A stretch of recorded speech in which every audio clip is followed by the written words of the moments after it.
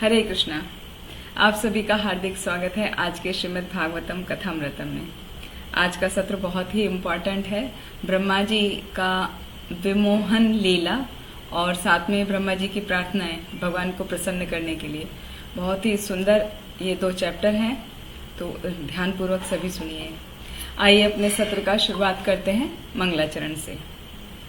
ओम अज्ञानतिमिरन्धस्य ज्ञानञ्जनाशलाकया चक्षुरुन्मिलितं येन तस्मै श्रीगुरुवे नमः।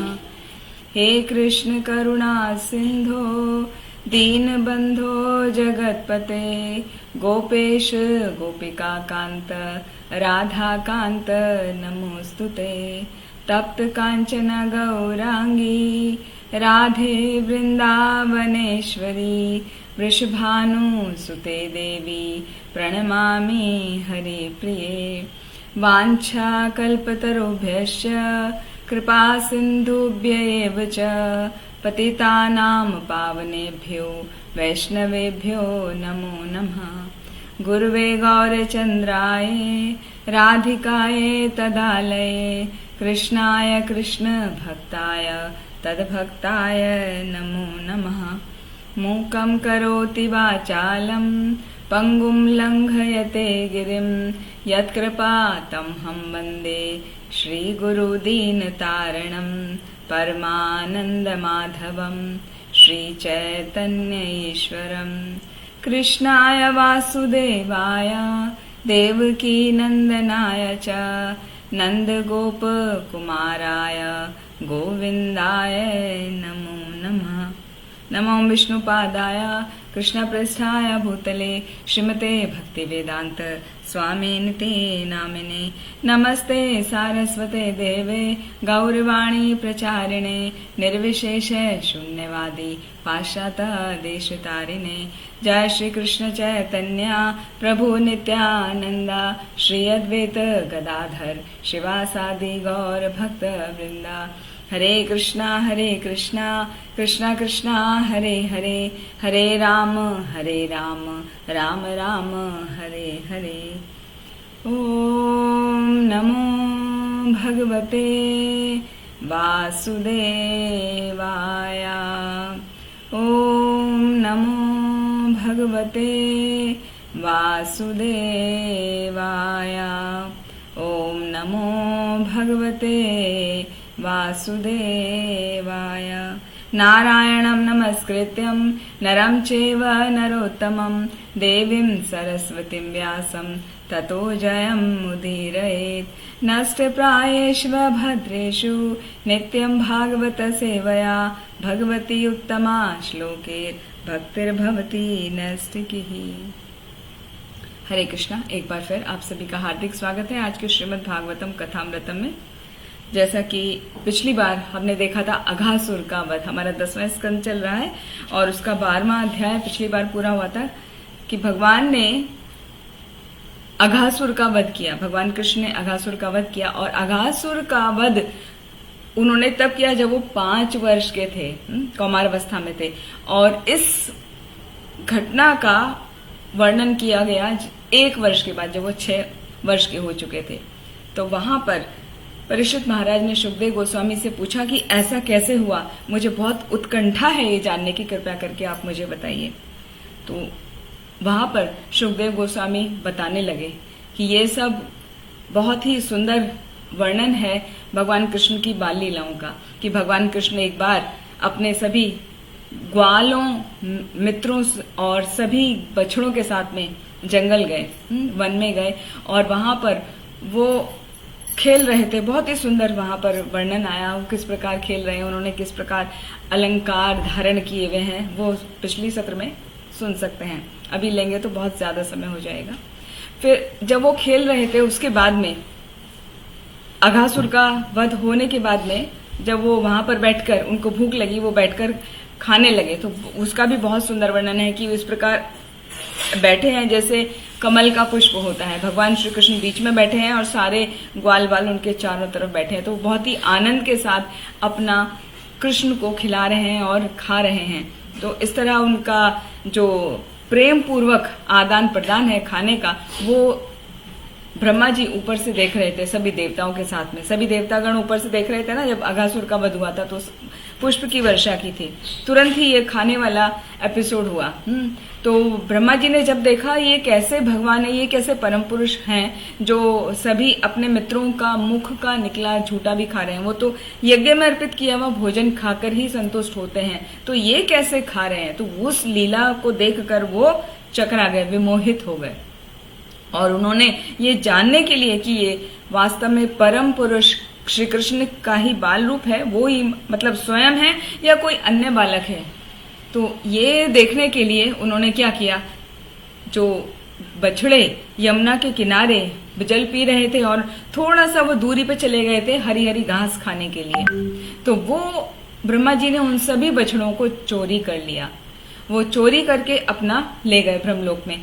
और जैसे ही उनको पता चला ग्वालों को कि हमारे बछड़ों की आवाज नहीं आ रही है, तो उन्होंने कहा कृष्ण से, कृष्ण ने कहा तुम घबराओ मत, मैं जाके देखता हूँ, मैं लेकर आऊंगा बछड़ों को, तुम अपना लंच कंटिन्यू रखो। तो ये कहकर भगवान कृष्ण जब चले बछड़ों को ढूंढने, तो ब्रह्मा जी तो ऊपर से देख रहे हैं, उनको इस प्रकार ढूंढता हुआ देखकर बालीला करते हुए भी उन्हें विमोहित हो गए कि ये वास्तव में साधारण बालक है या परम पुरुष कृष्ण है। तो ये और जानने की उत्सुकता के कारण उन्होंने क्या किया, ब्रह्मा जी ने जब वो कृष्ण ढूंढने के लिए आए बछड़ों को वहां पर, तो पीछे जो यमुना तट पर उनके मित्रगण कलेवा कर रहे हैं, जो वो अपना भोजन खा रहे हैं, उनको सबको चोरी कर लिया, उनको भी वहीं ले गए अपना ब्रह्मलोक में।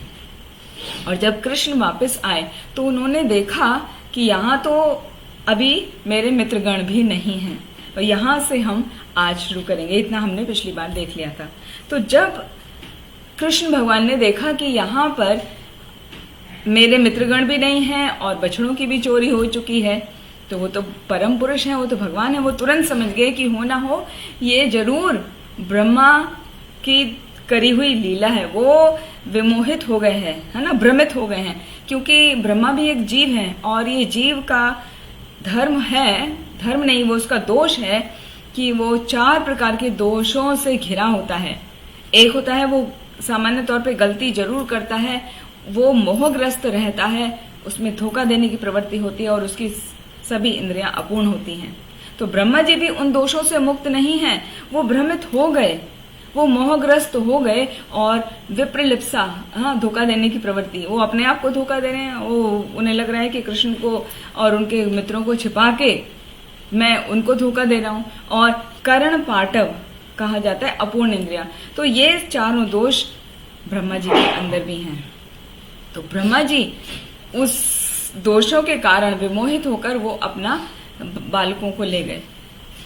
अब जब कृष्ण वहां पर आए तो उन्होंने सोचा कि अभी बालक तो यहाँ पर है नहीं, मेरे मित्रगण नहीं हैं, अभी मैं अकेला ही घर जाऊंगा तो ये जरा अच्छा नहीं लगेगा, क्योंकि सभी माताएं हैं वो देखकर दुखी हो जाएंगी, शाम को सब बालक साथ आते हैं, तो अभी बालक नहीं है तो बालकों को ना देख के माताएं दुखी हो जाएंगी, बछड़ों को ना देख के गैया दुखी हो जाएंगी, तो मुझे क्या करना चाहिए। ऐसा सोचकर उन्होंने, भगवान कृष्ण ने अपना ही रूप विस्तारित कर लिया। जितने बालक थे उनके मित्रगण थे, उतने ही वो अपने आप को विस्तार करके उतने बन गए और उतने ही बछड़े बन गए। और उनकी विशेषता देखिए, हर एक बालक जो है उसी के जैसा उन्होंने अपना शारीरिक रंग रूप आकार ले लिया। उनकी लाठी, बांसुरी, बिगुल, यहाँ तक कि उनकी भोजन की पोटलियां, वो सब बन गए। जहाँ तक कि उनका जो वेशभूषा उन्होंने पहनी हुई थी, जो आभूषण पहने हुए थे, उसमें भी किंचित मात्र भी भेद नहीं था। वो एज इट इज हूबहू बहू उनके जैसे वो विस्तारित हो गए। इसीलिए कहा जाता है ना कि भगवान सर्वव्यापी हैं, वो तो कुछ भी बन सकते हैं, फिर भी हर वस्तु से वो अलग रहते हैं। हाँ, मुख्य तो कृष्ण ही है, लेकिन वो सब चीजों में विस्तारित हो गए। तो इस प्रकार संध्या होते ही कृष्ण सभी बच्चों के साथ में और बछड़ों के साथ में वृंदावन लौट आए। और अभी ये बालक, ये बच्चे और बछड़े कौन हैं? कृष्ण का ही विस्तारित रूप है। और ये जब घर आए तो वो ऐसे व्यवहार कर रहे हैं जैसे कुछ हुआ ही ना हो। हाँ, ग्वाल बाल अपने माताओं के साथ वैसा ही व्यवहार कर रहे हैं और बछड़े भी वैसा ही कर रहे हैं। लेकिन क्या हुआ जैसे ही बिगुल और बांसुरी की आवाज सुनी, सब माताओं ने वो सब अपना काम काज छोड़कर बाहर आई अपने पुत्रों को मिलने के लिए, और उनको देखकर उनका माताओं का प्रेम जो है वो अपार बढ़ गया, और उन्होंने अपने पुत्रों को गोद में उठाकर आलिंगन किया और उनको दूध पिलाया। तो वास्तव में ये जो गोपियां थी, ये सभी वरिष्ठ गोपियां हैं जो माता यशोदा के ही एज ग्रुप की हैं। तो ये सोचा करती थी, हमेशा कृष्ण को देखकर कृष्ण के प्रति आकर्षित होती थी कि कितना अच्छा होता कि हमें भी कृष्ण को दूध पिलाने का अवसर प्राप्त होता, हमें भी उसका बालपन को आनंद लेने का अवसर प्राप्त होता, हमें भी उसकी देखभाल करने का मौका मिलता। तो ऐसी उनकी बहुत ही डीप डिजायर थी, चिर आकांक्षा थी। तो यहाँ पर भगवान कृष्ण ने उनकी इच्छाओं को पूरा कर दिया। कहते हैं ना, हम भगवान से जो भी मांगते हैं, जो भी इच्छा करते हैं, भगवान उसको किसी न किसी रूप में अवश्य ही पूरा करते हैं। तो उन गोपियों की इच्छा यहाँ इस लीला में पूरी हो गई। पूरा 1 साल उन्होंने माताओं को आनंद दिया। वो कृष्ण के साथ में कृष्ण को नहलाती, कृष्ण मतलब वो उनके अपने पुत्र देखने में लग रहे थे, लेकिन थे तो वो कृष्ण ही ना। तो इसी प्रकार उनका कृष्ण के प्रति या अपने बालक जो अभी कृष्ण का ही रूप है, उनके प्रति असीम प्रेम हो गया था। तो उनको वो मालिश करती, नहलाती, चंदन का लेप लगाती, नाना प्रकार के आभूषणों से उनको सजाती, उनको तिलक लगाती, तिलक करते हुए विभिन्न मंत्रों का उच्चारण करती जिनसे उनकी शरीर की रक्षा हो सके, उनको अपने हाथ से भोजन खिलाती। तो इस प्रकार वो बहुत ही आनंद प्राप्त कर रही थी उनकी सेवा करते हुए, जितना उनको अपने पुत्रों की सेवा करते हुए भी नहीं आता था, क्योंकि अभी तो भगवान की सेवा कर रहे हैं ना डायरेक्ट। तो उनका प्रेम भाव था, वात्सल्य भाव बहुत उमड़ रहा था। यहां तक कि जो गाय हैं, अभी बछड़े आए, कृष्ण के साथ में बछड़े आए ना, तो वो गाय भी उन बछड़ों को देखकर एकदम से सब बहुत ही उत्साह से वो जोर जोर की रम्भाने लगी, अपने अपने बछड़ों का नाम वो रंभा के बुलाने लगी। और जैसे ही बछड़े वहां पर पहुंचे तो उनको जीभ से चाटने लगी। तो गाय का जो प्रेम होता है ना अपने बछड़े के प्रति, वो यही होता है कि वो चाटती है अपने बछड़े को। तो उसको चाटने लगी और उनके थनों से दूध भी बहने लगा। तो ये सब लीला चलते चलते पूरा 1 वर्ष बीत गया। मतलब इस तरह रोज होता कि वो सब माएं गोप बालकों का ध्यान रखती, उनको नहलाती धुलाती, सुंदर से तैयार करती, उनका भोजन बनाती, उनको वहां भेजती जंगल। वो शाम को लौट के आते, ऐसी गैया भी बहुत प्रसन्न हो गई। तो इस तरह 1 वर्ष बीत गया। अब 1 वर्ष बीतने में लगभग 5-6 दिन 5-6 रात रह गई। एकदा चारयन वत्सान स रामो वनम आविशत पंचशाशु त्रियामासु हायन आपूर्णीसु अजह। मतलब 4-5 दिन जब रह गए, तब एक दिन की बात है कि बलराम जी ने कृष्ण के साथ में प्रवेश किया और वो गोवर्धन की तलहटी में पहुंच गए बछड़ों को चराने के लिए। तभी क्या हुआ, गोवर्धन के ऊपर जो गैया चल रही थी, उन्हें लगा कि कुछ ताजी ताजी घास हमें खानी चाहिए। तो वो नीचे झुक के देखने लगी, है ना। ऊपर जब जाते हैं तो तलहटी में बहुत अच्छी फ्रेश घास दिखती है। तो तलहटी में बछड़े रहते थे, गैया ऊपर चल रही हैं। तो जब वो नीचे देखने लगी, उनको अपने बछड़े दिखाई दिए। तो उनको देखकर, बछड़ों को देखकर बहुत ही प्रेम उन पर उमड़ पड़ा। और वो रास्ता बहुत पथरीला था, उबड़ खाबड़ था। वो उसको रास्ते को भूल के तुरंत दौड़ पड़ी। यहां तक कि उन गैयों के 2 पैर बंधे हुए थे आपस में, है, एक आगे का एक पीछे का, लेफ्ट साइड का, और एक आगे पीछे का राइट साइड का, जिससे गैया तेज भाग के कहीं दूर ना चली जाए, इसलिए वो ऐसे बांध के रखा करते थे। वैसी भी स्थिति में गैया भाग के क्या हुई, वो अपने अपने बछड़ों के पास आ गई उस तलहटी में, और आके उनको स्नेह पूर्वक उनको दूध पिलाने लगी और ऐसे चाटने लगी अपने बछड़ों को, जैसे श्रीमद् भागवतम में सुखदेव गोस्वामी ने वर्णन किया है कि ऐसे चाट रही हैं गैया कि जैसे उन्हें मानो निगल ही जाएंगी। बहुत प्रेम आ रहा है। और गोप जो बड़े गोप हैं, हाँ वृद्ध गोप हैं जो गैयों को चराते थे, उन्होंने बहुत कोशिश करी उन गैयों को नीचे आने से रोकने के लिए। बहुत उन्हें गुस्सा भी आ रहा था कि हम आज इन्हें क्यों नहीं रोक पा रहे हैं, तो भी वो कुछ कर नहीं पाए। तो उन्होंने क्या किया, वो भी पीछे पीछे गैयों को ही आ गए। और वहां जब उन्होंने देखा कि अरे यहाँ तो हमारे पुत्र भी हैं, तो अपने पुत्रों को देखकर उनका भी सारा क्रोध, सारा गुस्सा गायब हो गया। क्यों? क्योंकि वो पुत्र उनके क्या है, अभी कृष्ण का ही विस्तारित रूप है। उनका मतलब देखने में फेस उनका पुत्र है, लेकिन वो वास्तव में है भगवान कृष्ण। तो उनको देखकर गोपों का भी असीम आनंद और प्रेम उमड़ पड़ा। उन्होंने क्या किया, अपने अपने पुत्रों को गोद में उठाया, उनको आलिंगन किया, उनका सिर सूंघा और उन्हें बहुत ही आनंद की प्राप्ति हुई। उनका मन नहीं कर रहा था अपने पुत्रों को छोड़ने, फिर भी जैसे तैसे अपने पुत्रों को उन्होंने छोड़ा और गायों को लेके निकल गए चराने के लिए। लेकिन जब भी उन्हें अपने पुत्रों की याद आती थी तो प्रेमवश, वात्सल्य प्रेमवश उनकी आंखों में आंसू आ जाते थे। इतना प्रेम उस दिन उमड़ पड़ रहा था।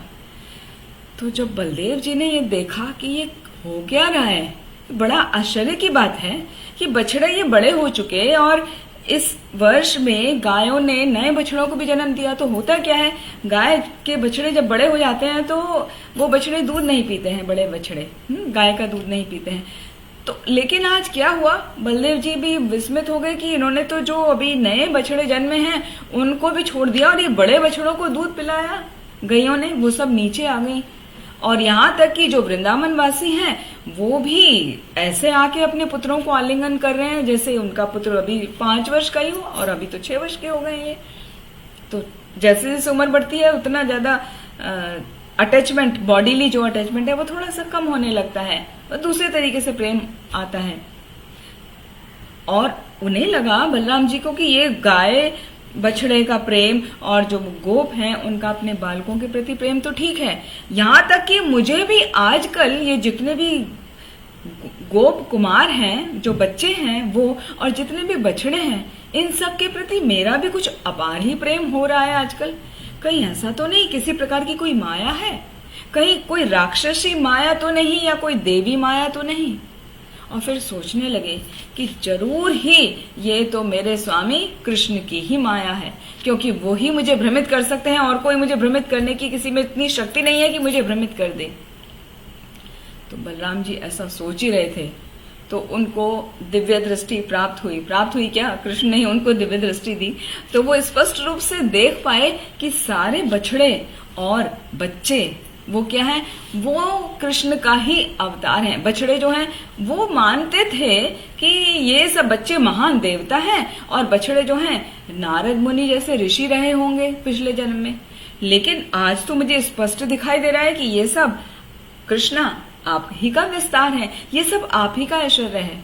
अब ये क्या रहस्य है, अब मुझे समझा दो बस, अब मुझे नहीं सहा जा रहा है। हाँ, ये क्या विस्मय है, विस्मय वाली लीला क्या हो रही है। वास्तव बच्चे जो हैं, वास्तविक बच्चे और वास्तविक बछड़े कहाँ चले गए, आपने क्यों अपना विस्तार करके रखा हुआ है। अब मुझे तीव्र जानने की इच्छा हो रही है, आप मुझे बता दो। तो कृष्ण कहने लगे कि ये इस प्रकार हुआ, 1 वर्ष बीत चुका है इस बात को, और ब्रह्मा जी वो चुरा के लेके गए और मैंने अपना विस्तार किया। वो जो घटना हुई थी सब एज इट इज बलदेव जी को बता दिया, और अब केवल 5-6 दिन ही शेष बचे हैं। उधर क्या हुआ, ब्रह्मा जी अपने ब्रह्मलोक में हैं, तो वहां उन्होंने बछड़ों को और बालकों को छिपा दिया था और अपनी टाइम के अनुसार वो एक ही क्षण में वापस आए, वहां पे छोड़ा और आए देखने के लिए कि मैं इनको चुरा के लेके जा रहा हूं, अपने लोक में रख रहा हूं, तो अभी कृष्ण का क्या स्थिति होगी, वो कैसे रिएक्ट करेंगे, वो देखने के लिए वो तुरंत ही वहां आ गए। तो कहा जाता है कि ब्रह्मा जी का तो वो एक क्षण ही हुआ, लेकिन यहाँ पे 1 वर्ष बीत गया पृथ्वी पर, क्योंकि ब्रह्मलोक का 1 क्षण बराबर होता है पृथ्वी के 1 वर्ष के। तो ऐसा हुआ। तो जैसे ही ब्रह्मा जी यहाँ पर आए, उन्होंने देखा कि ग्वाल बाल जो बच्चे हैं वो तो पहले की तरह ही खेल रहे हैं, बछड़े भी वैसे ही चर रहे हैं। हाँ, ग्वाले वो उनको चरा रहे हैं बछड़ों को। और हुआ क्या था वास्तव में, जिस दिन ब्रह्मा जी ने ये चोरी की थी ना बछड़ों की और बालकों की, उस दिन बलराम जी आए ही नहीं थे वन में। क्यों? क्योंकि बलराम जी का उस दिन जन्मदिन था, तो रोहिणी मैया ने उनको घर पर ही रोक लिया था, जिससे उनके लिए यज्ञ अनुष्ठान इत्यादि कर सकें, दान दक्षिणा आदि उनसे करवा सके उनके हाथ से। और अभी आज का जो दिन है, 1 वर्ष के बाद जब ब्रह्मा जी आए हैं, तो अभी फिर बलराम जी नहीं आए। यहाँ पे तो पहले दिन तो बलराम जी को बता दिया कृष्ण ने कि ऐसे ऐसे हुआ, तो उस दिन तो शाम को वापस चले गए। फिर अगले दिन जब आए तो वापस से बलराम जी का बर्थडे था, बलराम जी को उनकी माँ ने रोक लिया, वो नहीं आए, तो वही घर रह गए। अब ब्रह्मा जी ने देखा सेम वही कृष्ण हैं, वही बालक हैं, वही बछड़े हैं जो मैंने वहां अपने ब्रह्मलोक में मैं अपनी गुफा में सुला कर आया था। तो ये कैसे संभव है? क्या कृष्ण वहां से उठा के ले आए? हाँ, क्या ऐसा हो गया कि जब मैं वहां से गुफा से देखने यहाँ आया तो तब तक वहां जाके वो तुरंत उठा के लेके आ गए होंगे, क्योंकि ये तो परमेश्वर है, ये सब कुछ कर सकते हैं। कहीं ऐसा तो नहीं कि ये कोई और है और वो कोई और है, या ऐसा कर रहे हैं कि मैं वहां जाता हूं तो वहां वो प्रकट हो जाते हैं, मैं यहाँ आता हूं तो वो यहाँ ले आते हैं। तो ये चल क्या रहा है? वो समझ नहीं पा रहे थे कौन से असली हैं कौन से नकली हैं, वही ट्रांसफर कर रहे हैं, क्या यहाँ पे अलग बना दिए हैं कि वहां पे अलग बना दिए। वो सोच सोच के परेशान हो गए। और ब्रह्मा जी के क्या है? ब्रह्मा जी के 4 सिर हैं, तो वो चारों सिर उनके चकराने लगे सोच सोच के कि ये चल क्या रहा है। वहां भी बच्चे और बछड़े वैसे ही हैं, यहाँ पर भी सेम टू सेम है, कोई अंतर भी नहीं है। तो असली कौन नकली कौन, ये सोच के उनका जो है दिमाग चकरा गया। और उनके मन में विचार आया कि ऐसा तो नहीं कि ये कृष्णा वास्तव में तो परम ईश्वर हैं, मैं उन्हीं के बनाए हुए माया के जाल में तो फंस नहीं गया। तो यहाँ पर एक छोटी सी स्टोरी आती है। एक बार की बात है जब ब्रह्मा जी द्वारका में भगवान कृष्ण से मिलने आए थे, तो वहां द्वारका में द्वारपाल के हाथ उन्होंने संदेश भिजवाया कि कृष्ण से जाके कहो कि ब्रह्मा जी मिलने आए हैं। तो द्वारपाल ने जब कृष्ण से कहा, तो कृष्ण ने द्वारपाल से कहा उनसे पूछो कि कौन से ब्रह्मा आए हैं। अभी द्वारपाल बाहर आया और उसने ब्रह्मा जी को पूछा कि भगवान कृष्ण ने पूछा है कि आप कौन से वाले ब्रह्मा हो। तो वहां जाके बताया कि मैं इस ब्रह्मांड का चतुर्मुखी ब्रह्मा हूं। उन्हें तो बहुत गर्व हो रहा था ब्रह्मा जी को, जाके बताया। तो फिर वहां तो उनको लेके चले गए हाँ कि आप चलो, उन्होंने बुलाया, परमिशन दे दी मिलने की।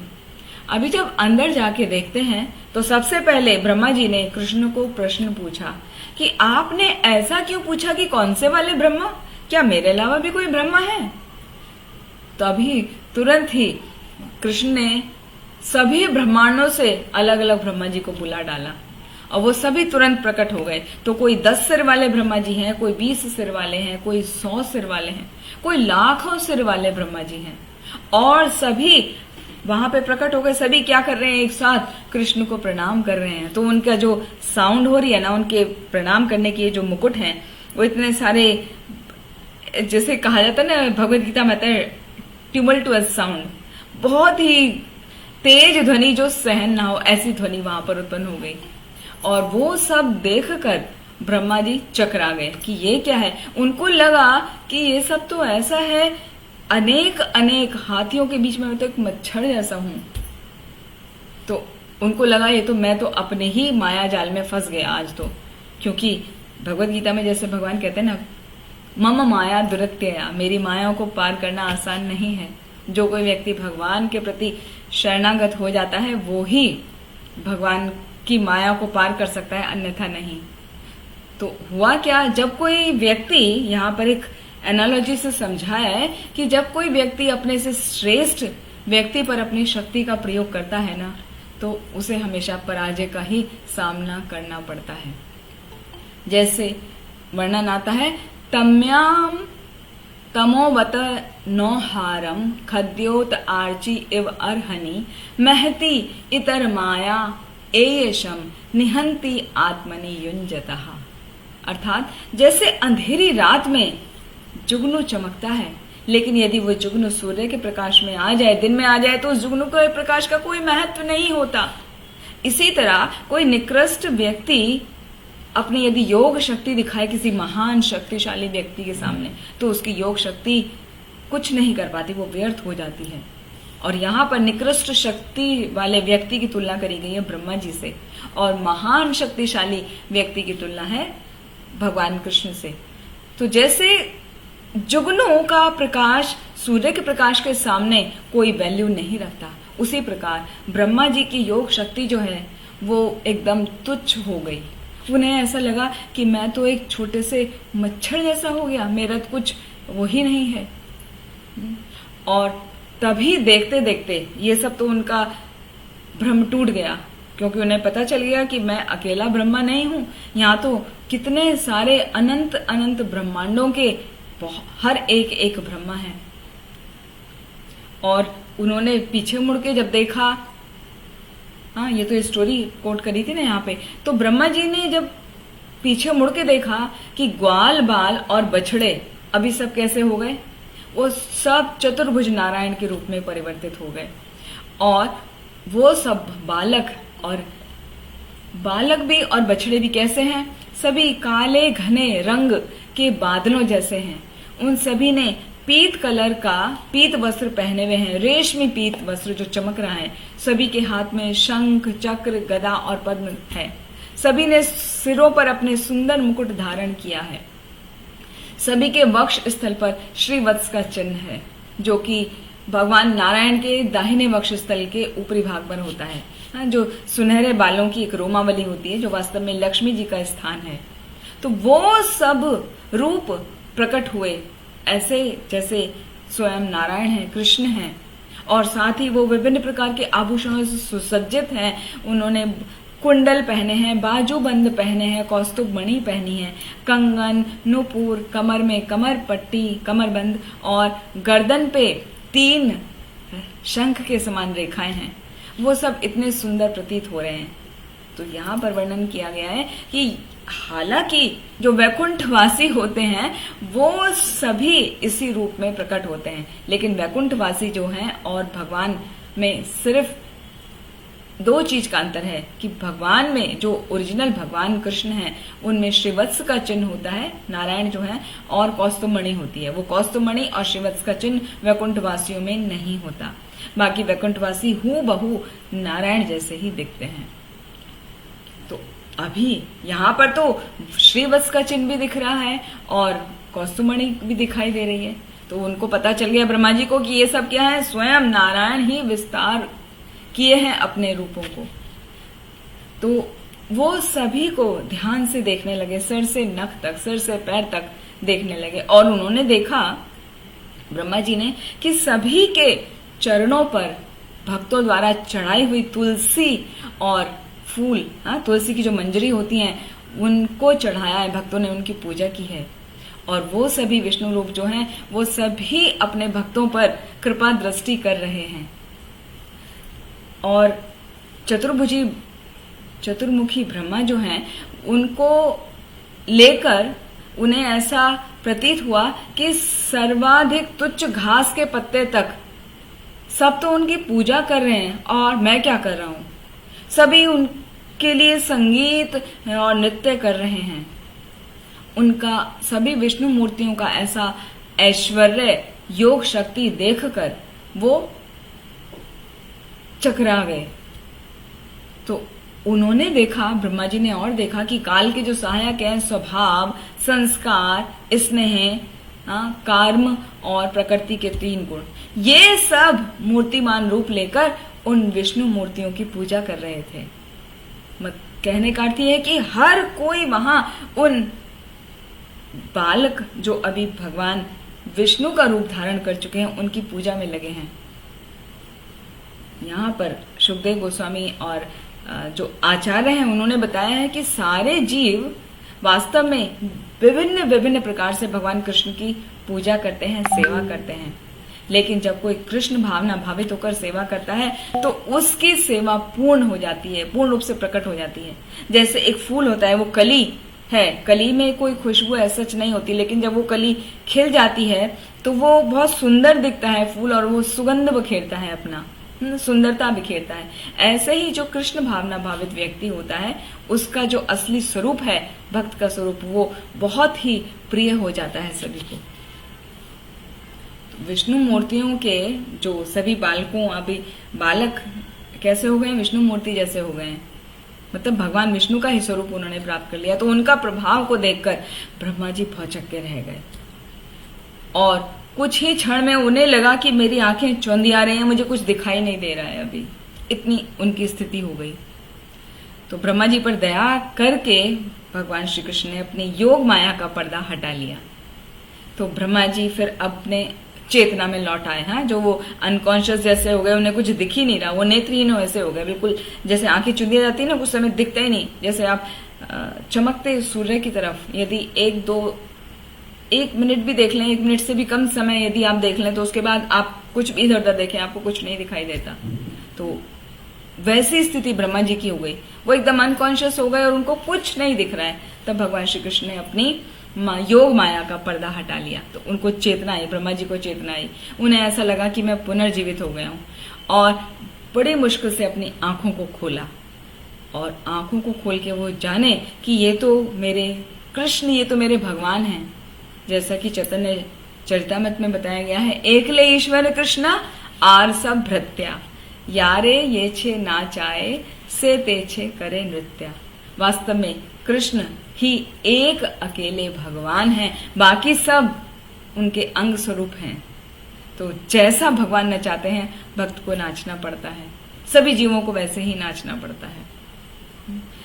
तो यदि कोई व्यक्ति ये चाहे कि मैं बहुत ही अच्छे तरीके से भगवान का लीलाओं का श्रवण करूं, ज्यादा से ज्यादा श्रवण करूं, या अपनी बहुत ही विशाल बुद्धि से उनको समझने का कोशिश करूं, या कोई बहुत ही दक्षता हासिल कर लेता है भगवान के व्याख्याओं को करने के लिए, तो भी भगवान उससे प्रसन्न नहीं होते। भगवान की कृपा तब होती है जब वो भगवान के प्रति शरणागत होते हैं। बिना शरणागत के यदि कोई शास्त्र का ज्ञान ले या बहुत अधिक श्रवण भी करे अपनी विशाल बुद्धि के द्वारा, तो भी भगवान की कृपा उसको प्राप्त नहीं होती। भगवान की कृपा तभी प्राप्त होती है जब वो भगवान के प्रति शरणागत होता है, तो भगवान उस पर कृपा कर देते हैं, तभी वो भगवान को समझ सकता है। तो जब ब्रह्मा जी ने अपनी दृष्टि चारों ओर डाली, अब उन्हें होश आ गया ना, तो चारों ओर देखा कि चल क्या रहा है, तो उन्हें दिखाई दिया कि वृंदावन का मनोरम दृश्य है। वो सुंदर सुंदर वृक्ष हैं, वही भगवान का दिव्य धाम है। वहां पे किसी प्रकार का कोई क्रोध नहीं है, कोई कुंठा नहीं है। वहां पर हंस, मयूर आदि सब कूजन कर रहे हैं, मतलब अपनी सुंदर वाणी निकाल रहे हैं। जैसे षट गोस्वामी गाते हैं ना, कूजत कोकिल हंस सारस गणा किरणे मयूराकुले। तो वहां पर मनोरम दृश्य दिखाई देने लगा वृंदावन का ब्रह्मा जी को, और उन्होंने देखा कि वहां पर किसी भी प्रकार की, ना किसी को भूख लग रही है, ना कोई क्रोध है, ना कोई प्यास है, कुछ नहीं। और यहां तक कि सभी प्राणी आपस में एक दूसरे से द्वेष रखते हैं, लेकिन यहां पर किसी प्रकार का किसी के प्रति कोई द्वेष भावना नहीं है। मनुष्य और खूंखार पशु भी, जैसे शेर, हाँ, शेर और हिरन, वो सभी आपस में मित्रता पूर्वक व्यवहार कर रहे हैं। तो ऐसा कहा जाता है कि वृंदावन में सभी भगवान की सेवा में लगे रहते हैं, वो आपस में बहुत ही प्रेम पूर्वक व्यवहार करते हैं। तो उसका परिणाम क्या होता है, वृंदावन वासी जो भी हैं, जो भगवान की सेवा में ही दिन रात लगे रहते हैं, वो बहुत ही सुख की प्राप्ति करते हैं, वो हमेशा सुखी होते हैं, उनका स्वास्थ्य उत्तम होता है, उनको मन की शांति प्राप्त होती है और सभी सद्गुणों का विकास हो जाता है। जो भगवान के प्रति पूर्ण रूप से समर्पित होकर उन्हीं के लिए सभी कार्यों को करते हैं, उन्हीं के लिए अपना जीवन लगाते हैं। तो ये सब दिखाई दे रहा है उन्हें, ब्रह्मा जी को। अब ब्रह्मा जी ने देखा कि भगवान 1 वर्ष पूर्व, उन्हें तो पता है ना, एक क्षण में यहाँ पे 1 वर्ष बीत गया है, तो 1 वर्ष पूर्व जैसे बालक की तरह यहाँ पर अकेले खड़े हैं। अभी वो सब लीला भगवान ने हटा दी ना, अपनी वो पर्दा हटा दिया, तो अभी उन्हें वृंदावन का वही स्थान दिखा, और ये दिखा कि कृष्ण तो अकेले खड़े हैं और हाथ में वही दही चावल वही लिए खड़े हुए हैं, हाँ, कर्ड राइस, और अपने ग्वाल मित्रों को ढूंढ रहे हैं, बछड़ों को ढूंढ रहे हैं। हालांकि ब्रह्मा जी के मन में थोड़ा सा अभिमान था, इसीलिए भगवान श्री कृष्ण ने उनकी वास्तविक स्थिति का उनको ज्ञान कराया, जिससे वो भगवान के साथ अपने संबंध को समझ सके। उनका जो अहंकार था, उन्हें भी लग रहा था ना, मैं इस ब्रह्मांड का सृष्टा हूँ। ब्रह्मा जी को ये फैसिलिटी दी है ना भगवान श्री कृष्ण ने कि तुम इस सृष्टि का निर्माण करो, तो उनको थोड़ा सा अहंकार आ गया था कि मैं इस सृष्टि का रचयिता हूँ, मैंने ही सबका निर्माण किया है। तो वो अभिमान को तोड़ने के लिए भगवान श्री कृष्ण ने ये पूरा अपनी लीला रची, जिससे उनका अभिमान खत्म हो सके। तो जैसे ही ब्रह्मा जी को लगा कि मेरे से गलती हुई है, ये तो परम ईश्वर ही हैं, ये तो मेरे इष्ट देव ही हैं, तो वो तुरंत अपना हंस का वाहन है ब्रह्मा जी का, हंस के वाहन से नीचे उतर के आ गए। और एक उनकी बॉडी कैसी है, ब्रह्मा जी सुनहरे रंग के हैं, वो सीधे डंडे के समान भगवान के चरणों में गिर गए।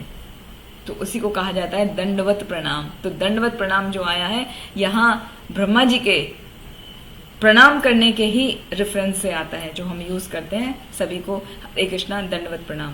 तो ब्रह्मा जी ने सर्वप्रथम ये भगवान कृष्ण को किया, उनको अपनी जैसी गलती का एहसास हुआ, वो पूरे भगवान के चरणों में लेट गए। और उनके तो 4 सिर हैं, तो 4 मुकुट हैं, चारों मुकुट से भगवान के चरणों का उन्होंने स्पर्श किया। और उनकी आंखों से प्रसन्नता के आंसू निकल रहे हैं कि मुझे अभी ज्ञान हो गया है, ये ही मेरे स्वामी हैं, मेरा अहंकार खत्म हो गया। तो उनको प्रसन्नता हो रही है बहुत कि मेरा अहंकार खत्म हो गया। प्रसन्नता के आंसू, उनके खुशी के आंसू उनके आंखों में आ रहे हैं। उनके चरण को पूरी तरह धो डाला और बार बार उठते बार बार प्रणाम करते। तो इस तरह उनके ऐश्वर्यों का वो स्मरण करने लगे, सोचने लगे कि मेरे भगवान कितने असीम हैं, ये सब की रक्षा करते हैं, ये कितना लीला कर सकते हैं। तो ऐसा जब बारंबार उन्होंने प्रणाम कर लिया, तो अंत में वो फिर खड़े हुए, उन्होंने अपनी आंखें पोंछी, आंसू पोंछे, अपना सर झुकाकर मन भगवान के रूप पर पूरी तरह केंद्रित कर दिया और सर झुकाए झुकाए विनम्रता पूर्वक कप कपाते हुए शब्दों में अपनी लड़खड़ाती हुई वाणी से भगवान की स्तुति करने लगे। अब ये चैप्टर है ब्रह्मा जी की प्रार्थना, ये भी बहुत सुंदर है, इसी की कंटिन्यूएशन में है। तो ब्रह्मा जी कहने लगे, नौमेड्यते अभ्र वपुषे तड़ित अंबराय गुंजा अवतंस परिपिच्छिल सत मुखाय वन्ये सृजे कवल वेत्र विषाण वेणु लक्ष्म श्रिये मृदुपदे पशुपांग जाया। अर्थात ब्रह्मा जी कहने लगे कि हे भगवान, आप तो पूर्ण पुरुषोत्तम भगवान हैं, कृपया करके मेरा प्रणाम स्वीकार कीजिए, मैं जो प्रार्थनाएं करने जा रहा हूं मेरी प्रार्थनाओं को स्वीकार कीजिए। फिर प्रार्थना करने लगे कि आपका जो ये दिव्य शरीर है वो वर्षा ऋतु के नवीन बादलों के समान श्यामल रंग का है और आपके वस्त्र ऐसे चमचमा रहे हैं जैसे बिजली चमकती है। आपने वन फूलों और पत्तियों की माला पहनी है, वन माला पहनी है, और आपने दाएं हाथ में गायों को चराने के लिए लाठी पकड़ी हुई है और बाएं हाथ में आपने क्या, बिगुल, उसको कांख में फंसाया हुआ है, और बाएं साइड में आपने अपनी जो बांसुरी है वो उसको कमर की जो पेटी है ना वहां पे फंसाया है। और इस तरह से आप बाएं हाथ में दही चावल लिए हुए अत्यंत ही सुंदर दिख रहे हैं। इस संसार में ना तो मैं ना तो कोई और ही आपके इस रूप का पार पा सकता है। तो भला मैं कैसे समझ सकता हूं कि इस रूप में आप किस आनंद की अनुभूति करते होंगे। आपको भी अवश्य आनंद आता होगा, तभी तो आपने ये रूप लिया है। फिर आगे कहने लगे, हे प्रभु, आप तो अजीत हैं, आपको कोई जीत नहीं सकता, परंतु जो व्यक्ति ज्ञान के विभिन्न सिस्टम के द्वारा, नॉलेज सिस्टम के द्वारा आपको समझने का प्रयास करता है वो आपको कभी नहीं समझ पाता। जो ज्ञान से समझने का प्रयास करने के बजाय पूरी तरह से मन से, वाणी से और कर्म से शुद्ध भक्तों के द्वारा जो गाए वे नाम, रूप, गुण, लीला उनका श्रवण करता है और कीर्तन करता है, उन्हीं का आश्रय लेता है, अर्थात पूरी तरह से आपके शरणागत होता है, तो वो निश्चित रूप से आपको जीत लेता है।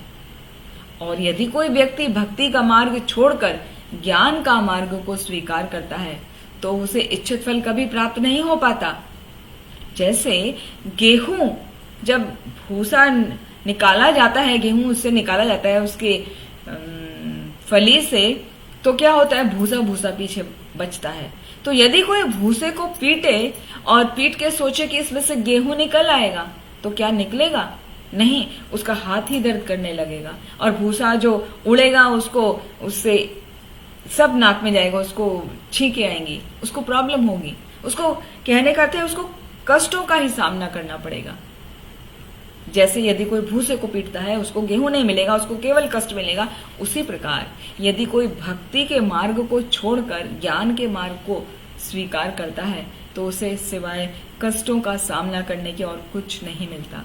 उसको कृष्ण प्रेम की प्राप्ति नहीं होती, उसको भगवत धाम जाने का अवसर प्राप्त नहीं होता, क्योंकि भक्ति का मार्ग सर्वोत्तम है, सर्वोच्च है, भक्ति को ही प्राप्त करना चाहिए। फिर ब्रह्मा जी आगे कहने लगे कि हे नाथ, हो सकता है कि ऐसा समय आए जो विद्वान, दार्शनिक, वैज्ञानिक इस पृथ्वी के जितने भी पार्टिकल्स हैं उनको काउंट कर सकें, यहाँ तक कि आकाश से जो गिरने वाली ओस की बूंदें हैं उनको काउंट कर सके, या जो सूर्य की किरणें हैं उनको भी काउंट कर ले, या आकाश के तारे भी गिन पाए। हो सकता है ऐसा कभी हो जाए, विद्वान दार्शनिक कर लें या वैज्ञानिक कर लें। लेकिन इस संसार में ऐसा कौन है जो आपके असीमित दिव्य गुणों को गिन सकता है? अर्थात आपके दिव्य गुणों को गिना जाना आसान नहीं है, क्योंकि इस सृष्टि में जितने भी असंख्य जीव हैं वो सब आप ही के द्वारा प्रकट होते हैं। तो आपका अनंत अनंत गुण है, आपके अनंत गुणों को गिन पाना असंभव है। विश्वनाथ चक्रवर्ती ठाकुर कहते हैं कि भगवान संकर्षण जो भगवान की शैया बनते हैं, है ना, नारायण की शैया बनते हैं ना, संकर्षण के ऊपर भगवान हमेशा शयन करते हैं, तो वो संकर्षण अनादि काल से भगवान की महिमा का निरंतर गुणगान करते आ रहे हैं, फिर भी उनसे पूरे गुणों का गुणगान आज तक नहीं हुआ है, वो अंतिम चरण में नहीं आए हैं, इतना गुणगान है। तो हम जीव या ये बद्ध जीव ये कैसे आपको जान सकते हैं? आपके गुण अपार हैं, असीम हैं। और भगवत गीता में जैसे आता है ना 4थे अध्याय में, जन्म कर्म च मे दिव्यम एवं यो वेत्ति तत्वतः त्यक्त्वा देहम पुनर्जन्मा नैति मामेति सो अर्जुन, कि जो मेरे जन्म और कर्म को जान जाता है, हालांकि वो आसान नहीं है जानना, लेकिन जो जान जाता है वो इस संसार में वापस लौट कर नहीं आता, वो मेरे धाम को आ जाता है। और वो कैसे जाना जाता है? वो भगवान की कृपा से ही जाना जा सकता है। फिर आगे वो प्रेयर करने लगे कि हे भगवान, जो व्यक्ति अपने जीवन में आने वाले कष्टों को पूर्व जन्म के अपने पाप कर्मों का फल मानकर उनको स्वीकार कर लेता है, तो आपकी अहेतु की कृपा की प्रतीक्षा करता रहता है और सदा अपने हृदय से, वाणी से, शरीर से आप ही को नमन करता है, वो मुक्ति का अधिकारी बन जाता है। बहुत ही सुंदर ये श्लोक है जो शुभदेव गोस्वामी ने गाया है। तत्ते अनुकंपा सुसमीक्षमाणो भुंजानेवात्म कृतम विपाकम हृदवाक वपुर्भिर विद्धन नमस्ते जीवेत यो मुक्ते पदे सदाय भाग। कि जो व्यक्ति है, जो कृष्ण भावना भावित व्यक्ति है या जो भक्ति योग में लगा है, जो भगवान का भक्त है, वो क्या करता है? उसके जीवन में जो भी कष्ट आते हैं वो अपने कष्टों को अपने पूर्व जन्म के कर्मों के फलों को मानकर स्वीकार कर लेता है और भगवान की अहृति की कृपा की प्रतीक्षा करता है। खाली प्रतीक्षा ही नहीं करता, अपने हृदय से, अपनी वाणी से और अपने शरीर से बार बार भगवान को नमस्कार करता है। तो ऐसा व्यक्ति मुक्ति का अधिकारी बन जाता है। जैसे मुक्ति पदे से दाय भाग, दाय भाग का अर्थ बहुत सुंदर तरीके से समझाया है आचार्य ने कि जैसे एक पुत्र को पिता की विरासत पाने के लिए, धन संपत्ति पाने के लिए कुछ विशेष कार्य करने की आवश्यकता नहीं होती, उसको खाली जीवित रहना है। यदि पुत्र जीवित है तो ऑटोमेटिकली पिता की संपत्ति विरासत के रूप में उसको मिल जाएगी।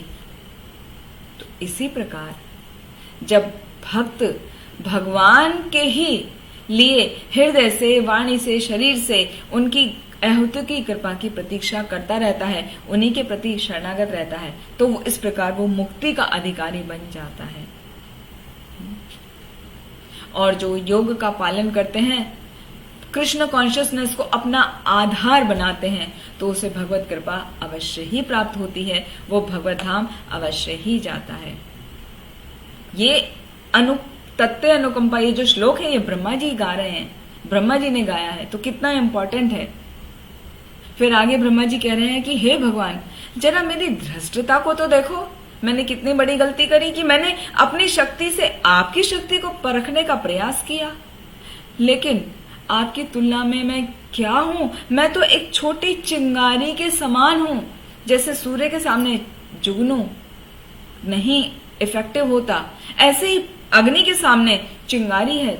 चिंगारी का कोई मतलब नहीं होता, चिंगारी अग्नि में जब तक है तब तक उसकी वैल्यू है। चिंगारी बाहर आ गई अग्नि के, वो बाहर निकल के बुझ जाती है, उसकी कोई वैल्यू नहीं, वैल्यू खत्म हो जाती है। तो मैं तो एक छोटी चिंगारी मात्र हूं, कृपया करके मेरे अपराध को क्षमा कर दीजिए। जैसे बिना अग्नि बने कोई सूर्य के पास नहीं पहुंच सकता, मतलब सूर्य के पास पहुंचना होता है तो वैसा ही शरीर प्राप्त करना होता है, तभी पहुंच सकता है। या जलचर प्राणी जो हैं, वहां मनुष्य शरीर में नहीं जाया जा सकता, जाके आपको बाहर आना होगा। लेकिन यदि वहां पर रहना है तो मछली का शरीर या जलचर का ही शरीर लेना होगा। तो उसी प्रकार कठोर शुद्धिकरण की जो विधि है, यानी भगवान के प्रति शरणागति की विधि है, यदि उसका पालन कोई करता है तभी भगवान की उसको कृपा प्राप्त होती है, अन्यथा नहीं होती।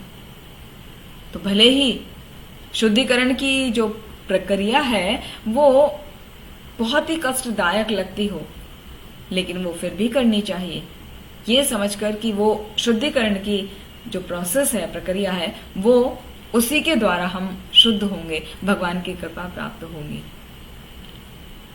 फिर आगे ब्रह्मा जी कहने लगे कि मेरा जो जन्म है वो रजोगुण से भरा हुआ है, रजोगुण उसमें ज्यादा है, इसीलिए मैं अपने आप को लीडर मानने लगा, ईश्वर मानने लगा। लेकिन मैंने बहुत बड़ी मूर्खता की है, कृपया करके मुझे अपना सेवक के रूप में स्वीकार करिए और अपनी करुणा का पात्र बना लीजिए। मेरा अस्तित्व बहुत ही छोटा है, कहने को तो मैं 7 हाथ लंबा प्राणी हूं, लेकिन 7 हाथ लंबा प्राणी कितना होता है, बहुत छोटा है। आप तो असीम हैं और भौतिक तत्वों से बने हुए इस ब्रह्मांड में मैं कैद हूं, है ना। एक ब्रह्मांड मिला हुआ है ना ब्रह्मा जी को, तो मैं इसी में हूं। लेकिन आपकी महिमा कितनी अपार है। आपके तो जो बॉडी के पोर्स हैं उनसे असंख्य ब्रह्मांड प्रकट होते हैं। किस प्रकार प्रकट होते हैं? जैसे कभी हमने देखा होगा विंडो से जब सनरेज आती हैं तो उन सनरेज में आप देखो तो कितने धूल के कण दिखाई देते हैं कि वहां प्रवेश कर रहे हैं। तो जिस प्रकार बालू के कण उस सूर्य के प्रकाश में दिख रहे हैं, वो छोटे से होल से भी यदि सूर्य का प्रकाश आ रहा है तो उसमें अनंत धूल के कण दिखाई देते हैं। उस प्रकार आपके जो बॉडी के रोम छिद्र जो हैं उनसे विभिन्न असंख्य ब्रह्मांड उत्पन्न होते हैं। फिर आगे गाने लगे ब्रह्मा जी प्रेयर में, उच्छेपणम गर्भगतस्य पादयोः किम कल्पते मातु अधोक्षज आगसे किम अस्ति न अस्ति वपदेश भूषितम तवास्ति कुक्षे कियत अपि अनंतः, कि मेरा अस्तित्व तो बहुत ही तुच्छ है और उच्छेपणम गर्भस्य पादयोः, कि जैसे एक गर्भस्थ शिशु जब माता के गर्भ में होता है तो कई बार माता को पैर से ठोकर मारता है, तो क्या माता उसका बुरा मानती है? नहीं, वो तो प्रसन्न होती है कि मेरा जो गर्भस्थ शिशु है वो बड़ा हो रहा है। तो कुछ भी तो हे भगवान आपकी सृष्टि में, आपके उदर से अलग नहीं है, सब कुछ तो आप ही में समाया है ना। भगवद गीता में आता है मत स्थानी सर्वभूतानि न चाहम तेषु अवस्थिता, सब कुछ मुझ में है लेकिन मैं उनमें नहीं हूं। तो सब कुछ तो आप ही के उदर में समाया है। जैसे माता यशोदा को आपने अपने मुख में पूरा ब्रह्मांड दिखा दिया था, जहां सभी कुछ था, अनेक अनेक ब्रह्मांड थे। माता यशोदा खुद को भी देख रही थी, आपको भी देख रही थी। तो आपके उदर में क्या क्या नहीं है, कुछ भी उससे बाहर नहीं है। तो जैसे गर्भस्थ शिशु जो होता है अपनी माता को ठोकर मारता है तो माता बुरा नहीं मानती, तो ये सृष्टि का हर चीज भी तो आप ही के भीतर है और मैं भी आप ही के भीतर हूं ना। तो मैं भी आप ही के पुत्र जैसा हूं, क्योंकि मैं आप ही के नेवल से, आप ही की नाभि से कमल पुष्प पर प्रकट हुआ हूं। तो ब्रह्मा जी को अज कहा जाता है, अज मतलब अजन्मा, उनका जन्म किसी माता से नहीं हुआ, भगवान से डायरेक्ट हुआ है। भगवान के नाभि से एक कमल नाल निकले और कमल नाल पे कमल खिला, उसमें ब्रह्मा जी प्रकट हुए। तो ब्रह्मा जी वही कह रहे हैं मैं तो आप ही का पुत्र हूं, तो कृपया करके मेरे इस अपराध को क्षमा कर दीजिए। आप ही इस ब्रह्मांड के जब उत्पत्ति करते हैं, सृष्टि करते हैं, तो आप ही मेरे इस ब्रह्मा के रूप में प्रकट होते हैं। आप ही पालन करने के लिए विष्णु अपने ही विष्णु के रूप में प्रकट होते हैं, और आप ही जब संहार करते हैं तो त्रिनेत्र शिव के रूप में प्रकट होते हैं। आप ही भक्तों पर दया दिखाने के लिए देवताओं के रूप में, कभी ऋषियों के रूप में, कभी मनुष्यों के रूप में, कभी पशुओं के रूप में, कभी जलचरों के रूप में उन्हीं के बीच में जन्म लेते हैं। जैसे ऋषि परशुराम के रूप में उन्होंने जन्म लिया, मनुष्यों के बीच में राम बनकर, कृष्ण बनकर उन्होंने जन्म लिया, पशुओं के बीच में उन्होंने वराह अवतार लिया, जलचरों के बीच में उन्होंने मत्स्य अवतार लिया। तो इस प्रकार आप हर रूप में आते हैं, भक्तों पर दया दिखाते हैं। फिर आगे प्रेयर करने लगे कि हे भगवान, जिस व्यक्ति को आपके चरण कमल की लेश मात्र भी कृपा मिल गई हो, वो आपकी महानता को समझ सकता है। जैसे कोई व्यक्ति यदि रस्सी को सांप समझ बैठे और उससे डर जाए तो वो कार्य नहीं करेगा, लेकिन उसको पता चल जाए कि मैं तो फालतू में डर रहा हूं, ये रस्सी है, ये सर्प नहीं है, उसका डर तुरंत चला जाएगा और अपना वो कार्य करेगा उस रस्सी से जो उसे कार्य करना है। तो उसी प्रकार भगवान, ये सभी जीव आप ही का अंश है, आप परमात्मा है, और जब ये जान जाता है कोई भी व्यक्ति, तो उसका जो इस संसार का अज्ञान है वो दूर हो जाता है कि हम उसी भगवान का अंश हैं और हम अंश होने के नाते हमें उन्हीं का सेवा करना है। तो जब ये व्यक्ति कोई भी जान जाता है, उसका भौतिकता और सांसारिक जो दुख है वो दूर हो जाता है, उसका अज्ञान दूर हो जाता है।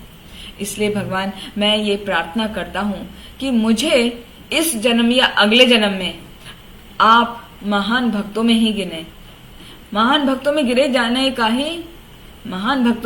जाने का ही सौभाग्य मुझे मिले। कृपया करके मेरी इतनी प्रार्थना स्वीकार कीजिए।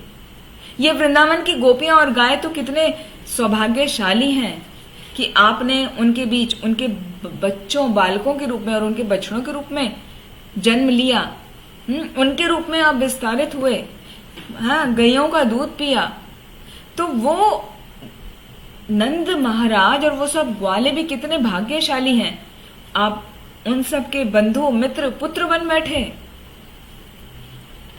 भगवान, मेरी तो यही कामना है कि इस गोकुल महावन में मैं घास बनकर जन्म लूं, जिससे मुझे वहां के निवासियों की चरण धूली अपने सिर पर धारण करने का सौभाग्य प्राप्त हो।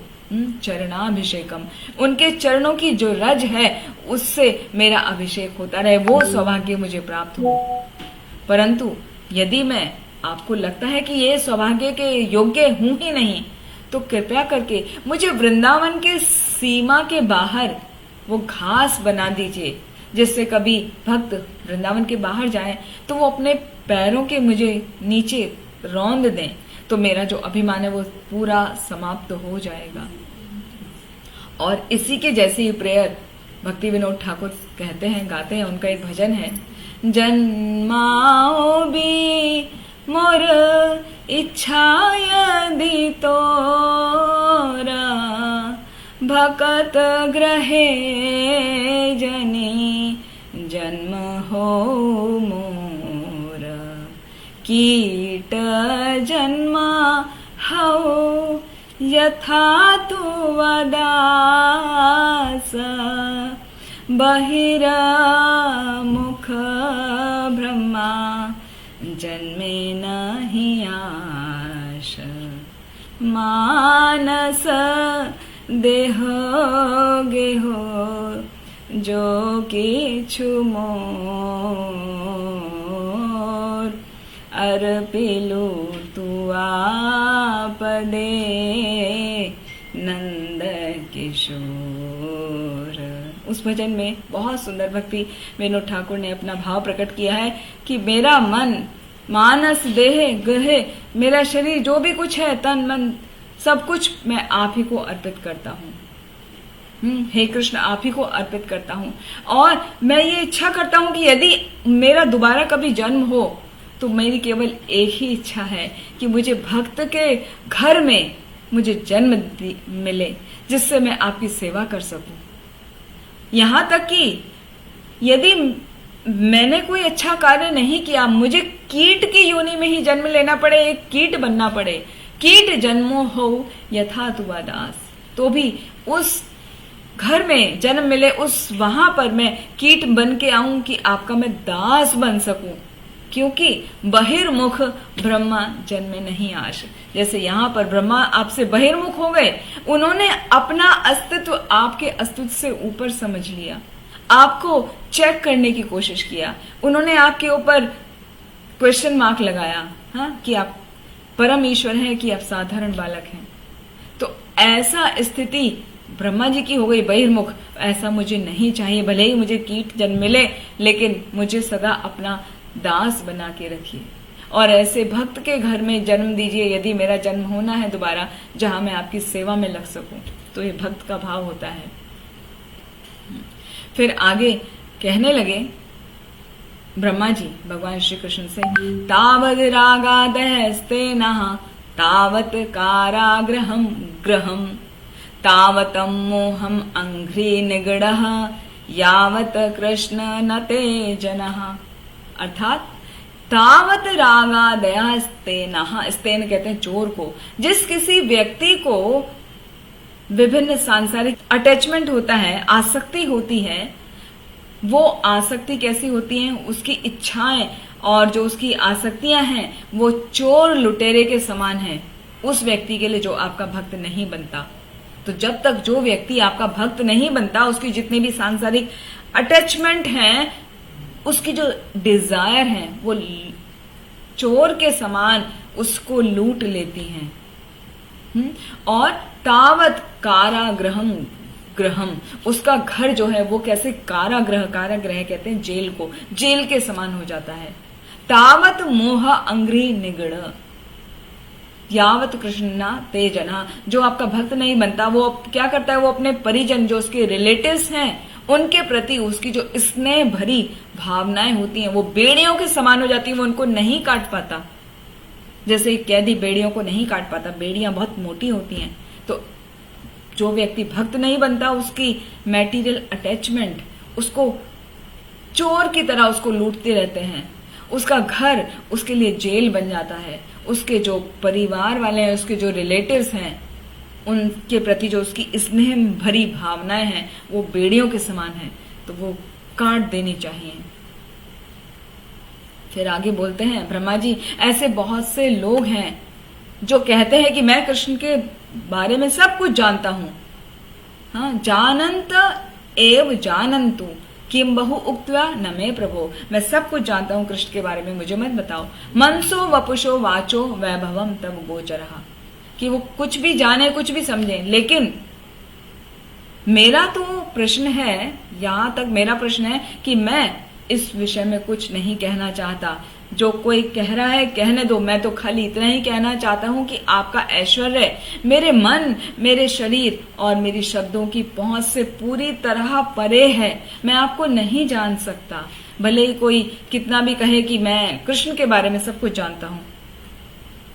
तो हे भगवान, मैं आपको नहीं जान पाया, मैं आपके असीम ऐश्वर्य को नहीं समझा, क्योंकि वो मेरे शब्दों से, मेरे मन से, मेरे शरीर से बहुत पहुंच से भी दूर है। इसीलिए जब तक ये सृष्टि रहेगी, ये सूरज चमकेगा, मैं निरंतर आपको बार बार प्रणाम करता रहूंगा। सुखदेव गोस्वामी कहते हैं कि वो प्रार्थना करने के बाद उन्होंने भगवान कृष्ण से अनुमति ली, उनकी 3 परिक्रमा लगाई, उनके चरणों में पुनः नमस्कार किया और वहां से चले गए, अपने ब्रह्मलोक को चले गए। अब जब ब्रह्मा जी चले गए तो ब्रह्मा जी के जाने के बाद कृष्ण ने अपने सभी बछड़ों को लिया और जैसे 1 वर्ष पूर्व वो आते थे उसी तरह उनको यमुना के तट पर ले आए और बछड़ों को वहां लेकर आए तो वहां पर उनके मित्र सभी बैठे हुए उनके भोजन की प्रतीक्षा कर रहे हैं। तो यहाँ पर अलग अलग आचार्यों का अलग अलग मत है। यहाँ पर सनातन गोस्वामी कहते हैं कि जो ग्वाल बाल और बछड़े 1 वर्ष तक यमुना तट पर ही रहे, वास्तव में ब्रह्मा जी ने उन बच्चों और बछड़ों को नहीं लिया। वो तो भगवान की जो माया शक्ति है उसके प्रभाव से बच्चों को और बछड़ों को एहसास ही नहीं हुआ कि 1 साल बीत गया है। और जब कृष्ण की इच्छा हुई तो उन्होंने सब कुछ पहले जैसा कर दिया। तो ये अलग अलग आचार्यों का अलग अलग मत है। जब ब्रह्मा जी द्वारा की गई प्रार्थनाओं के द्वारा भगवान श्री कृष्ण शांत हो गए तो उन्होंने ये मान लिया कि कृष्ण ही पूर्ण पुरुषोत्तम भगवान है। परंतु फिर भी वे वृंदावन में एक ग्वाले के रूप में ही रहते हैं। तो वे सोचने लगे, भगवान कृष्ण सोचने लगे, अरे ये चतुर्भुजी ब्रह्मा कहाँ से आ गए, वो क्या कर रहे हैं, मैं यहाँ बछड़े चराने में व्यस्त हूँ और ये पता नहीं क्या क्या बोल के चले गए। मतलब वो अपना बाल लीला के मूड में आ गए। वास्तव में देखा जाए तो उन्होंने कोई उत्तर नहीं दिया ब्रह्मा जी को। ब्रह्मा जी बिना उत्तर पाए ही चले गए। उनको खाली हेड ऐसे नॉड किया कि हाँ ठीक है आप जा सकते हो, उन्होंने कुछ बोला नहीं। और यहाँ कृष्ण अपने सभी ग्वाल बालों के साथ में आ गए और जब वहां पे पहुंचे तो वो आवाज लगा के कहने लगे, सभी मित्र लोग उन्हें आवाज लगाने लगे कृष्ण को, अरे कृष्ण तुम तो बहुत जल्दी लौट आए, हम तो 1-2 बाइट भी नहीं खा पाए, हमने तो अपना भोजन किया ही नहीं, आ जाओ चलो अब सब बैठ के साथ में खाते हैं, अभी कोई डिस्टर्बेंस नहीं होगा। तो ऐसा सुनकर भगवान कृष्ण बैठ गए और सभी के साथ में फिर वैसे ही प्रेम पूर्वक भोजन करने लगे। और जब शाम हुई तो वो अपना घर लौटे। जब शाम हुई घर लौटे तो रास्ते में कृष्ण ने उस जो अघासुर मारा था उस अब तक वो 1 वर्ष में उसकी चमड़ी जो है पूरी सूख गई थी, तो वो दिखाया कि देखो ये अघासुर है। कृष्ण ने अपनी बांसुरी बजाई और सब बछड़ों को उनके नाम से बुला बुला के उन सबको इकट्ठा किया और अपने यश का गान करते हुए ग्वाल बालों ने भगवान कृष्ण के यश का गान करते हुए पूरे विश्व को पवित्र कर दिया। और वो गाने लगे कि आज कृष्ण ने बहुत बड़े अजगर का वध किया है। हालांकि इस बात को 1 वर्ष पूरा बीत चुका है, लेकिन वो ऐसे बता रहे हैं जैसे आज ही की घटना है, क्योंकि ब्रह्मा की योग शक्ति से 1 वर्ष तक वो बालक मोहित रहे, उन्हें पता ही नहीं चला कि समय बीत गया, वो देख ही नहीं पाए। अब यहाँ पर ब्रह्मा जी का ये सब जो चल रही है लीला, महाराज परीक्षित ने पूछा सुखदेव गोस्वामी से कि ये कैसे संभव हुआ, ये जो लीला है ये तो मुझे समझ में आ गया। सनातन गोस्वामी का टीका से अभी बताया है कि वो उन्होंने अपना कृष्ण ने माया के द्वारा वो सबको सुला दिया, वो समझ ही नहीं पाए, 1 साल हुआ।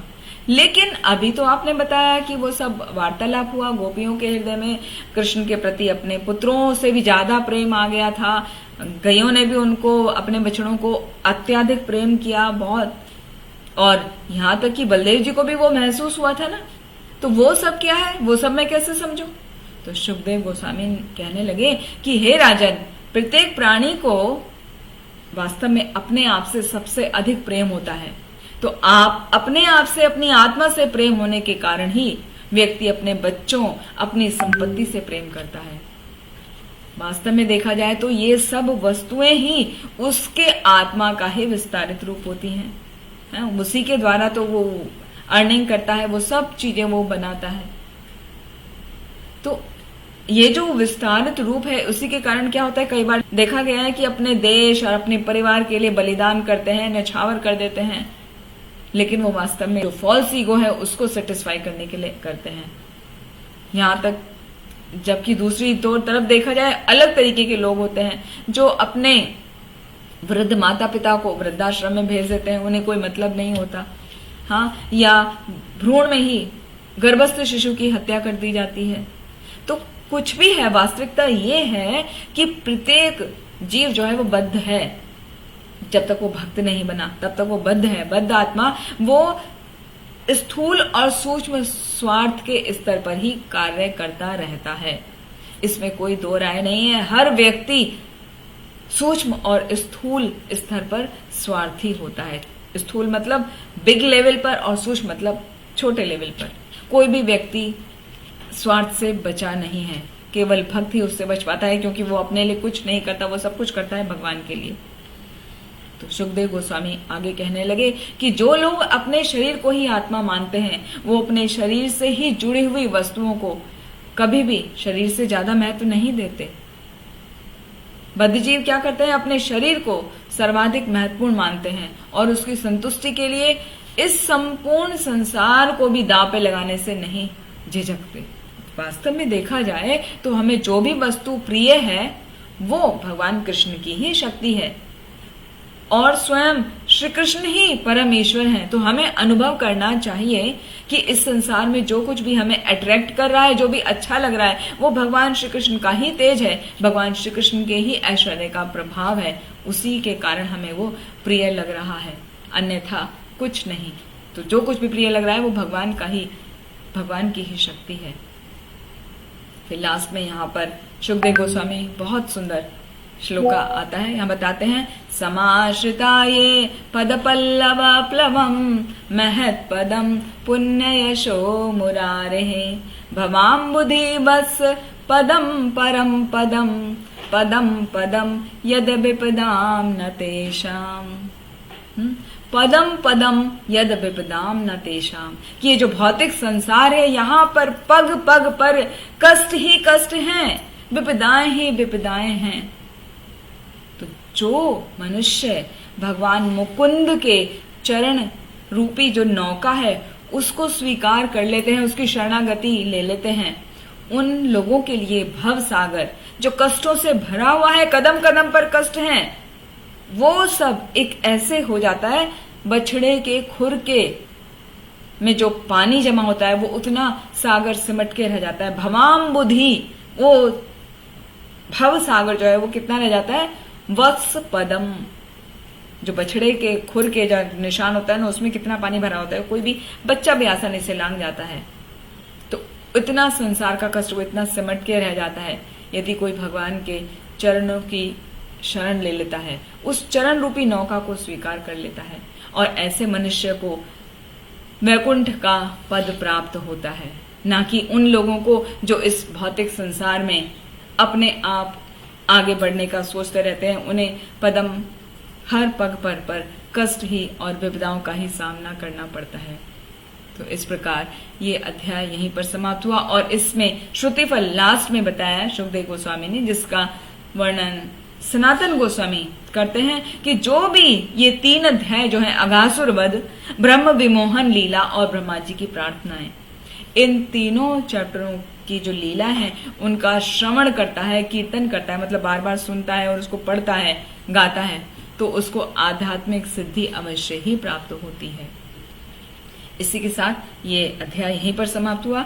एक बार देखेंगे क्या क्या इंपॉर्टेंट पॉइंट थे। सबसे पहला इंपॉर्टेंट पॉइंट यही था कि हमें सभी को इस भौतिक जगत के यदि कष्टों से बचना है तो हमें भगवान के चरण कमल रूपी नौका को स्वीकार करना होगा, अर्थात भगवान के शरणागत होना होगा। तभी हमें भगवान की कृपा प्राप्त हो पाती है, अन्यथा पदम पदम पर, हर पग पर कष्ट ही कष्ट है। और जो कष्ट आते हैं वो किस तरह सहन करना है, वो भी मोस्ट इम्पोर्टेंट पॉइंट है इस चैप्टर का, कि जो कष्ट हैं वो हमें ये सोच के, एक भक्त तो ये सोच के सहन करता है कि हमारे पूर्व जन्म के कर्मों का ही फल है, और वो बार बार उन कष्टों से उबरने के लिए भगवान को ही हृदय से, वाणी से, शरीर से प्रणाम करता है, उन्हीं का आसरा ढूंढता है, उन्हीं को आश्रय लेता है कि ये कष्टों से मुझे उबार लें। तो भगवान उन पर अवश्य ही कृपा करते हैं। जैसे एक पुत्र को अपने पिता की संपत्ति आसानी से मिल जाती है, उसी प्रकार भगवान के शरणागत होने पर भक्त को भगवान अवश्य कृपा करते हैं, उसको सांसारिक कष्टों से उबार लेते हैं और उसको आध्यात्मिक सिद्धि की प्राप्ति होती है। इसी के साथ हम अपनी वाणी को यहीं विराम देते हैं। ग्रंथराज श्रीमद् भागवतम की जय, श्रील प्रभुपाद की जय। निताई गौर हरि प्रेमानंदी। हरि हरि हरे कृष्ण।